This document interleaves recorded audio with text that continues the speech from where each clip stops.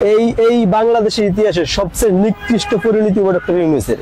এই দেশের জনগণ এখনো উনি চিনেন না। পরনের প্যান্ট নিয়ে যাওয়ার সম্ভাবনা ওনার নাই। যত বেশি সময় নিবে তত বেয়াজ্জতি পদত্যাগ করতে হবে সরকারটা। আপনার ডক্টর ইউনূসের মাইনাস করতে তো আর ফ্রান্স থেকে রাফেল আনানো লাগবে না, বা আমেরিকাতে যুদ্ধ বিমান লাগবে না, B2 আনানো লাগবে না। যে মানুষ এই ঢাকা ফ্লাইওভারের নিচে আপনার বালিশ ছাড়া ঘুম যায়, পৃথিবীর অনেক উন্নত রাষ্ট্র আছে, এত মানুষও নাই। আপনার এই দেশে যে রাষ্ট্র ক্ষমতা আছে তারও কোনো না কোনো দোষ থাকবেই, অন্যায় থাকবেই। আপনার যে সমন্বয়ক একটা আছে হান্নান মাসুদ, এই এত বড় পাগল। নোয়াখালীতে মানুষ এত পাগল না, এটা করতে নামতে নিচে আল্লাহ জানে। এই দেশ এনসিপির জনপ্রিয়তা যত বেশি, এর চেয়ে বেশি জনপ্রিয়তা আছে সানি লিওনের হরিমুনির। ঠিক আছে, এই লোকটা একটা ভাসমান কচুরি খান না, ডক্টর মোহাম্মদ ইউনূস। এই লোকের কি আছে? কিছু নাই। এই লোকটায় এখন কিছু লোক ভাড়া করিয়া এই লোকটা চলে।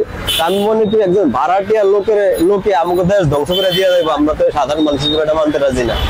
সবাই সবার প্রয়োজনে, মাতৃভূমি বাঁচানোর প্রয়োজনে আমি মনে করি ঢাকা আসা দরকার, আর এই সরকারের উৎখাত করা দরকার। 80% পুরুষের জীবনটা ডেস্ট্রয় করে দেয় তার শখের নারীরা।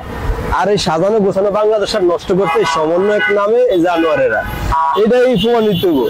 এখন যারা 24-এর নায়ক বা সুপারস্টার দাবি করে, সময়ের ব্যবধানে দেখবেন তারাই হবে সর্বনিকৃষ্ট কালপিট। এবং মানুষ এক সময় খুঁজবে শুধু পিটানের লেগে।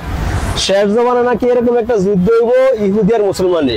এই ইহুদিরা পাত্রের নিচে গিয়ে ফেলাইলো, পাত্রের কথা কবে যে ইহুদিরা ধরো। এই বাংলাদেশে এমন একটা সময় আইব যে একটা সমন্বয়ক রিস্কালা দেখলে কবে যে এই সমন্বয়ক এই দেশদ্রোহী এর ধর, এরকম একটা সময় এগো আইব। আপনার এই যে ডক্টর মোহাম্মদ ইউনূস, এই যে এনসিপির হাসনাত আব্দুল্লাহ আর সাদিস আলম, এগো কি বাংলাদেশ? আর সব সাধারণ মানুষকে আমরা বাড়াতাই? এটা কোন দেশ? এটা কেমন দেশ? এনসিপি এই দেশের কি মা বাপ?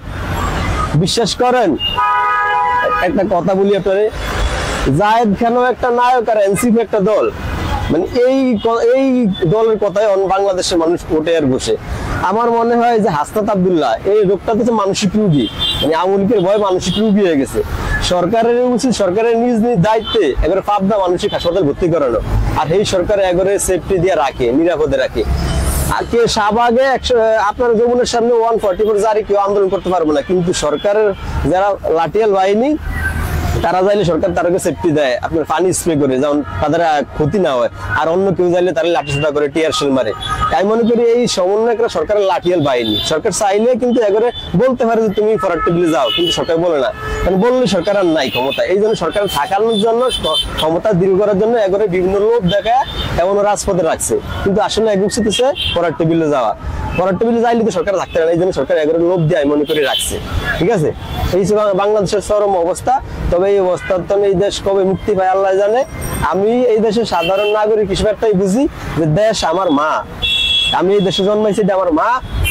আমার এই দেশ মনে গুনে ধরে লইছে, বিভিন্ন IS আল কায়দা বিভিন্ন মানুষ এই দেশটাতে মনে ঘিরা লাইছে।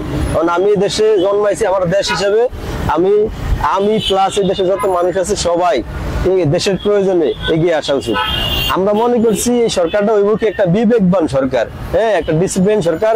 এই সরকার আওয়ামী লীগকেও শিখাইব যে কিভাবে রাজনীতি করতে হয়, কারণ এরা সব বিলিয়ন ছাত্র সমাজ আছে, কিন্তু এরা দেখি সর্বকালে সর্বনিকৃষ্ট একটা সরকার।